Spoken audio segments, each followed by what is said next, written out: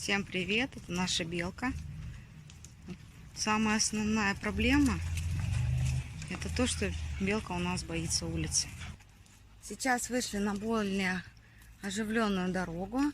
Здесь машин достаточно большое количество, но здесь она чувствует себя тоже достаточно уверенно. У нас очень хорошие успехи, прям с каждым днем все лучше и лучше. Белочка. Как раз идем мимо детского сада. Очень много криков. Очень сильно боялась. Сейчас идет